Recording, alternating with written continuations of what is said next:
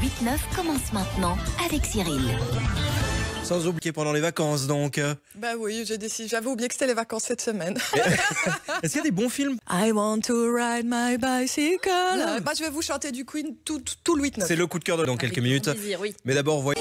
Il est 8h39. Vous connaissez ces chansons depuis des années et des années. Laurent, Bonjour. vous les appelez de où? Humide. Humide. Ah, vous avez le droit de faire. Intérieur, donc ça va. Je profite des vacances. C'est un bon choix. Ah, vous êtes en vacances cette semaine. D'habitude, vous faites quoi? Audrey, vous êtes avec nous ce matin pour jouer au Qui dit vrai. Une histoire ce matin qui concerne le prince Harry et Meghan Markle. C'est vrai qu'on en parle souvent, mais il y a un secret qui a été révélé. Une tradition qui n'a pas été respectée avant leur mariage. Et ce matin, je vais vous demander quelle tradition n'a pas été respectée. Vous allez devoir me dire qui de Julie ou de Cathy dit vrai à propos de cette histoire. Démarrons avec la version de Julie Vanache. Bah, ils ont fait un truc qui porte malheur. Vous savez que normalement, on ne peut pas voir la robe de mariée avant le jour J, le jour du mariage. Et pourtant, le prince Harry a été voir la robe de mariée de Meghan Markle pour être sûr que ça lui fit super bien et qu'il soit au top le jour J. Donc il aurait vu la robe. Ah, vous avez une chance sur deux.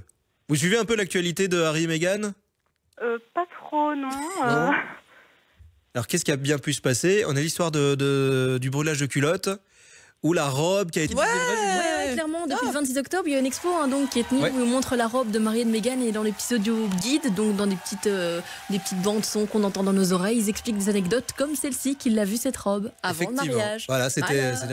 Vous y croyez, vous, à cette histoire de la robe de mariée avant le mariage, Julie? Oh, honnêtement, autant être sûr que ça se passe bien et que son homme aime la robe de mariée avant, donc pourquoi pas? Moi, je préfère qu'on soit d'accord tous les deux. Tradition trahie aussi, de votre côté, Cathy? Bah oui, moi je préférais. Moi, le mariage, c'est pas trop. C'est pas votre. Voilà. Comme quoi, c'est pas les seuls à. Non, oui. Courage, vous fêterez pas. D'accord. C'est noté. On vous souhaite une excellente journée, Audrey. Courage avec les clowns. Casse-noisette, film pour enfants. Il y a En liberté aussi. Mais d'abord ce film sur. Non-stop.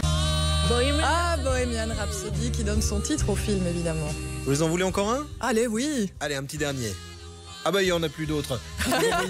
J'envoie. Parce que ces chansons, en fait, on les connaît toutes par cœur. Il y a une nostalgie de l'époque, il y a une nostalgie de la personnalité de Freddie Mercury. C'est quoi? C'est un album avec des images dessus ou vraiment l'histoire est intéressante? Alors, l'histoire est intéressante, mais pour les vrais puristes fans, ils vont trouver qu'il manque des choses. Ils vont trouver qu'il y a des petites erreurs historiques. On nous montre, par exemple, quand ils inventent le gimmick de We Will Rock You, son homosexualité est à peine évoquée.